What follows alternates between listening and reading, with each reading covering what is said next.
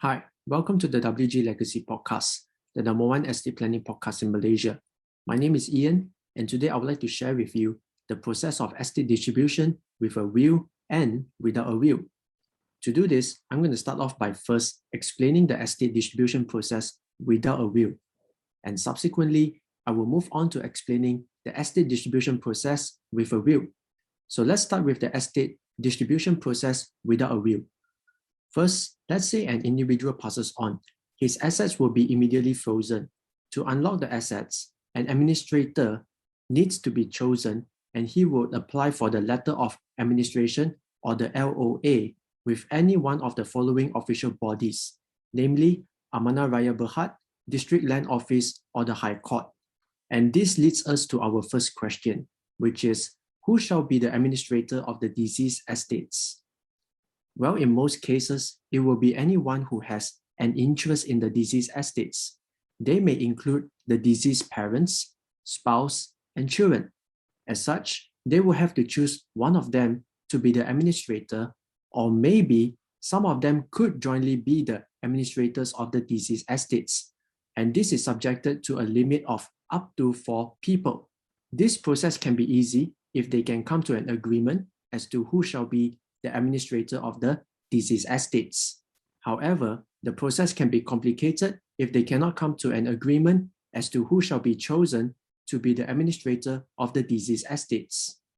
Then the next question is this: where should the administrator apply for the letter of administration? Well, the answer depends on 2 things. Number 1, the value of the total estates. And number 2, the presence of any immovable property or real estate. As mentioned, there are 3 main officials to apply for the letter of administration. First, if the deceased had no immovable property and had less than 600,000 ringgit in total estate value, then the administrator can apply for the letter of administration from Amanah Raya Berhad. Second, if the deceased had immovable property and had total estate value ranging from 600,000 ringgit to 2 million ringgit, then the administrator can apply for the letter of administration from the District Land Office. And third, if the deceased had more than 2 million ringgit in total estate value, then the administrator would apply for the letter of administration from the High Court. Over here, it is important to take note that if the deceased had more than 600,000 ringgit in total estate value, you may need to find 2 sureties who can act as guarantors to the deceased estates. The 2 sureties must be residents in Malaysia and they own assets at least close to the amount of the deceased total estate value. So here we have 2 questions. Number 1, do you know anyone who can be a surety of your estates? And number 2, even if you do, is he willing to be a surety?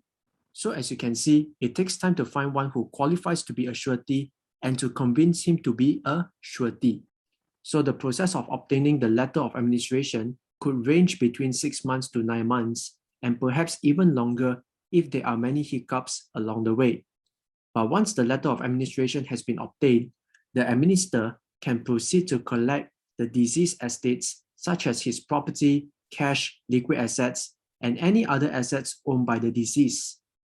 Subsequently, he will settle all of the deceased outstanding debts and taxes to his creditors and the tax authorities.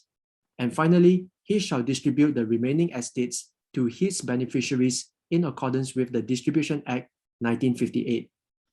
So then the question is this: what is the Distribution Act 1958? Well, the Distribution Act 1958 prescribes a formula of distribution of the deceased estates if the deceased passes on without a will. The distribution formula is prescribed as follows. First, it gives priority to the deceased surviving parents, spouse, and issues. So if the deceased has surviving parents, spouse, and issues, then his estates will be distributed 1/4 to his parents, 1/4 to his spouse, and the remaining half to his issues. Next, if the deceased has surviving spouse and issues, then his estates will be distributed 1/3 to his spouse and 2/3 to his issues.